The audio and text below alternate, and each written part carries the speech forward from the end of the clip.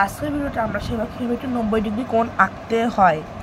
এর জন্য আমরা একটা স্ট্যান্ডার্ড মার্ক নিয়ে নিব 10 আমি নিয়ে নিলাম। এরপর আমি একটু কম্পাস 10 কিংবা এর বেশি বা আমরা ছোটও নিতে পারি।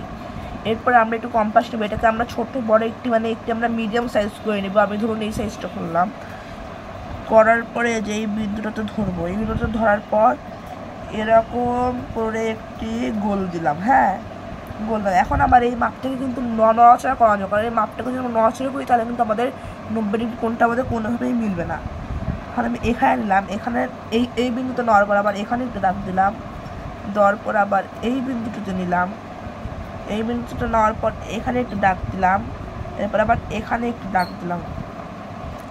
এখানে দাগ দেওয়ার পর এখান থেকে আমি এখানে একটা দাগ দিলাম।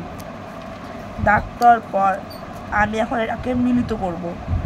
সেটাকে আমি যদি মিলাই তাহলে আমাদের এখানে একটি সমকোণী ত্রিভুজের অর্থাৎ 90°।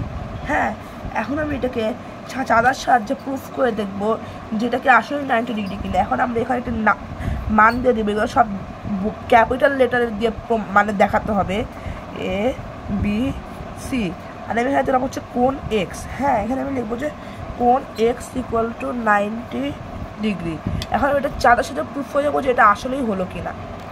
তো ইতিমধ্যে আমার হাতে চলে আসছে একটু কম্পাস। এখন আমি কম্পাসের সাহায্যে প্রুফ করে দেবো যে এটাকে আসলেই হয়েছে কিনা।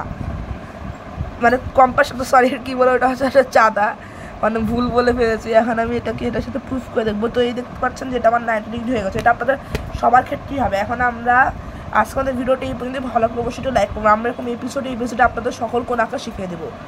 পরের এপিসোডে আবার আপনাদের সাথে দেখা হবে। লাইক করবেন অবশ্যই।